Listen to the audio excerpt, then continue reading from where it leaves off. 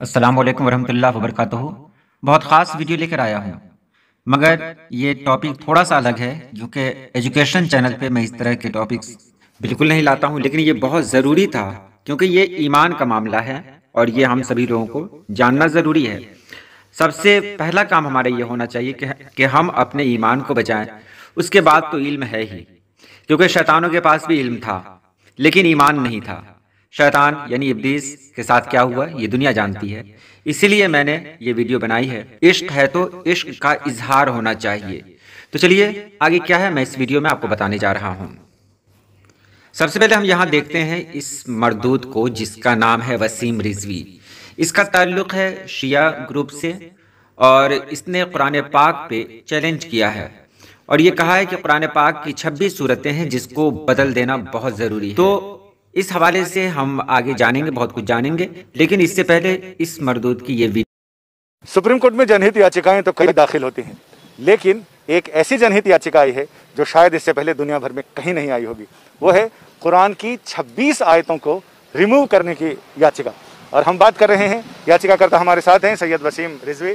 وسیم صاحب، یہ کون سی 26 آیتیں ہیں جس کو آپ نے ریموو کرنے کی عرضی لگائی ہے سپریم کورٹ میں؟ دیکھیے، پروفٹ محمد کے بعد پہلے خلیفہ ابو بکر، دوسرے خلیفہ عمر اور تیسرے خلیفہ عثمان دوارا قرآن کو کلیکٹ کر کے اور اس کو جاری کیا گیا ایک کتابی شکل میں۔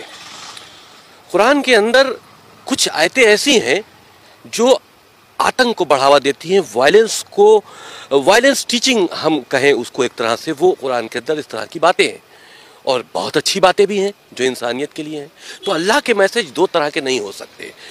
تو یہ تین جو خلیفہ تھے، انہوں نے طاقت کا استعمال کرتے ہوئے قرآن کے اندر امینڈمنٹ کر کے اس طرح کی آیتوں کو ڈال کر قرآن شریف کو دنیا کے لیے جاری کیا اور اسی کا سہارا لے کر پوری دنیا میں آگے بڑھے ہیں طاقت کے دم پر اسلام کو پھیلانے کے لیے۔ کوئی بھی دھرم محبت سے پھیلایا جا سکتا ہے، طاقت کے دم پر نہیں پھیلایا جا سکتا۔ اور اس وجہ سے آج اسلام کو پھیلانے کے لیے جو قرآن کے اندر امینڈمنٹ کیے گئے تھے، جو اس طرح کے میسیجز ڈالے گئے تھے، جو وائلنس کو بڑھا رہے تھے، جو ظلم و زیادتی کر رہے تھے، آج اس کا فائدہ آتنکوادی اٹھا رہے ہیں مدرسوں کے ذریعے۔ عام مسلمانوں کے بچے اس کو پڑھ رہے ہیں اور ان کا ذہن جو ہے وہ کٹر پنتھ کی طرف بڑھ رہا ہے۔ اب اس کے بارے میں تھوڑا سا جانتے ہیں۔ اتر پردیش کا ایک خارجی ہے جس کا نام ہے وسیم رضوی۔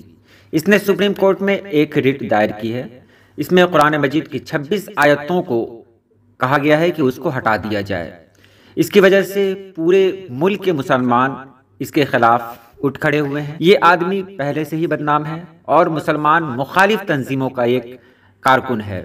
2019 کے الیکشن کے وقت اس نے ایک فلم بنائی تھی جس میں اس نے ایک مسلم عالم کو اپنے ہی بیٹے کی طلاق شدہ بیوی سے حلالہ کرتے ہوئے دکھایا۔ اس وقت بھی مسلمانوں نے اس کی مخالفت کی اور سینسر بورڈ نے فلم کو پاس کرنے سے انکار کر دیا، لیکن اس مردود نے یہ فلم یوٹیوب پر ریلیز کر دی جو اب بھی موجود ہے۔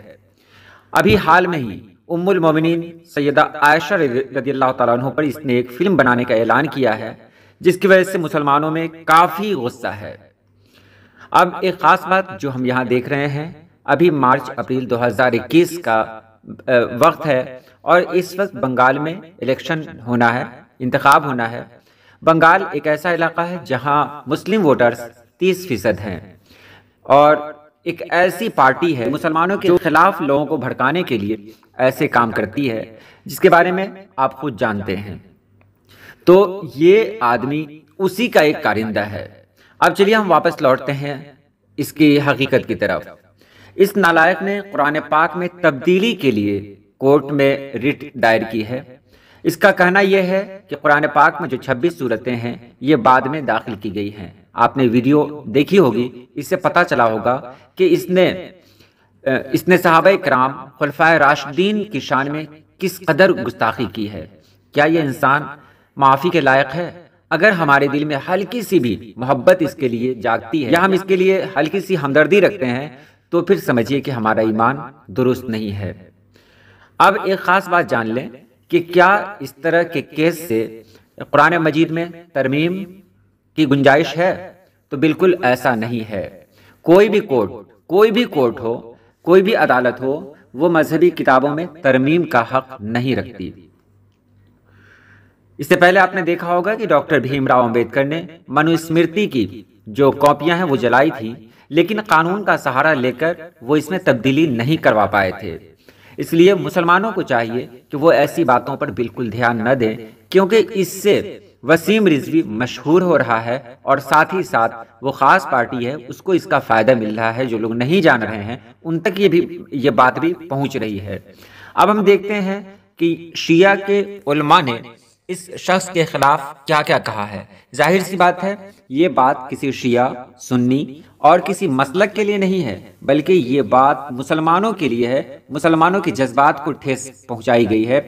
لیکن چونکہ وسیم رضوی کا تعلق شیعہ برادری سے ہے، تو اب شیعہ برادری والوں نے کیا کہا ہے وہ آپ یہاں پر خود دیکھ لیں۔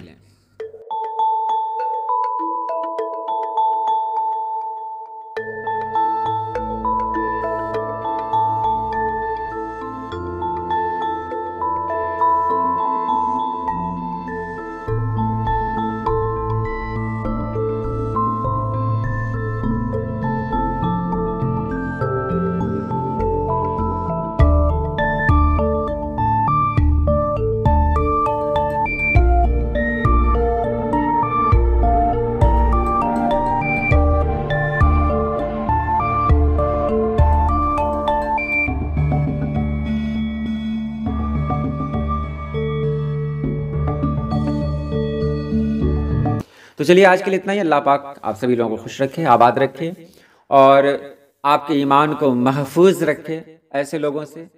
اللہ حافظ۔